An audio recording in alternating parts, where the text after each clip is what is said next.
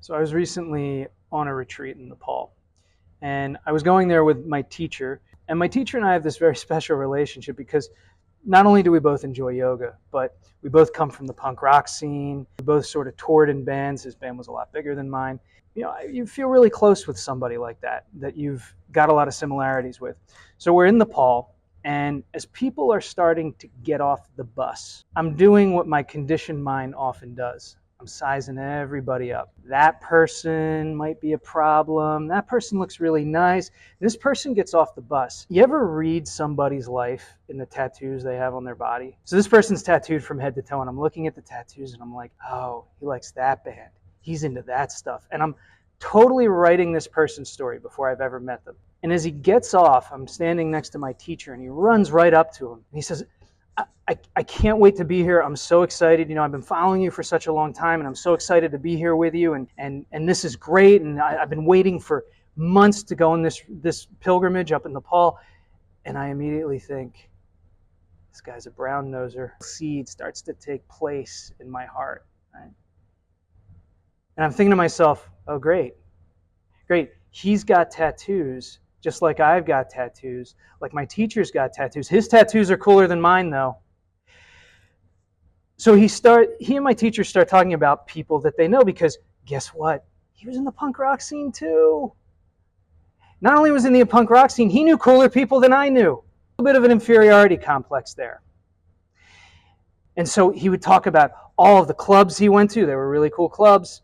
All of the bands that he knew, that my teacher knew, that my teacher played at.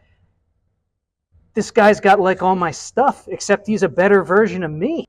So we start going through the retreat. We're hiking through the Himalayas. We're in all these wonderful, really holy, out-of-the-way places, gorgeous scenery. And the only thing I can do every day is walk about 6 steps behind, listening to what this guy is telling my good friend and thinking, you think you're great, don't you? Think you're wonderful. Not only that, my teacher, my friend, he thinks you're wonderful too. He's spending all this time with you. Here I am, walking behind. Every night, we would get to little tea houses in Nepal, and my teacher would give class. And so every night, I would sit in the back. He'd sit up front, he'd be clapping, he'd be really happy, he'd be really excited. I would sit in the back, sort of surveying the scene, really just, you ever drill holes in the back of someone's head with your eyes? And so, as the days went on, this is how I spent my time, in these really beautiful, holy places. So towards the end of the retreat, I had a really good friend of mine who was on the retreat with me. As everybody was packing up to go home, I was packing my bag. She came into my room. She said, so how was the retreat for you? I said, oh, it was nice. She said, really? It was nice? Now, if you've got somebody in your life who not only knows you really well, but is willing to call you out on your crap and drag you to the carpet, that's a really good friend. And you need to hold on to them in your life, because they're few and far between. And she said, it was really nice for you, huh? Did you enjoy yourself? I said, I had a great time. She said, what'd you think about all the little towns and tea houses we went to? I said, they were great. She said, what was your favorite one? And I hadn't really focused on the actual places we were in. I was focusing on that jerk who was a better version of me. And so I said, well, I liked all of them. She said, really? Well, what about class every night? Did you enjoy class every night? We got to hang out with other people. Our teacher was giving class. I said, yeah, the classes were great. She said, tell me what you thought the best class was. I said, well, I think they're all great. She said, you didn't pay attention to anywhere we were, did you? You didn't pay attention to anything that got said, did you? I sort of looked at my shoes. I said, well, what do you mean? She said, you've been drilling holes in the back of that guy's head for the last 12 days. And I said, yeah, well, he's not a great person. She said, he's the nicest guy I've ever met.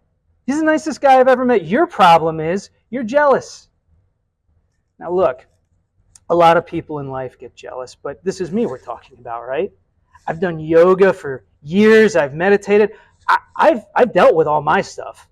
That person's the problem, not me.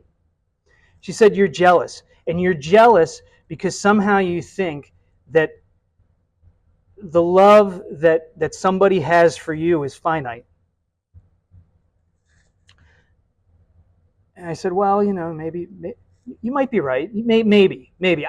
You're probably wrong. You might be right. She said, I'm right. And you know what you have to do now. And I said, I know exactly what I have to do. Pack up my bag, pretend this never happened, and go home. And she said, no, that's not what you have to do. You owe somebody an apology. So I went into my teacher's room and I said, listen, I got to tell you something. We've been on this pilgrimage for the last 12 days, and we've been rooming together, we've been hanging out, and I got really jealous of this guy. And I haven't been a very decent person for like the last 12 days. I don't know what came over me. I'm really sorry. And I remember he smiled at me and he said, that's okay, buddy. He put his hand on my shoulder. He said, that's okay. You know what? I love you even more for that. And that's when I had this epiphany. We don't actually derive our value from our significance. You don't actually get value in life from who you are, what you've done, what your job is, how much money you have in the bank, who your friends are. That's not where we get our value from.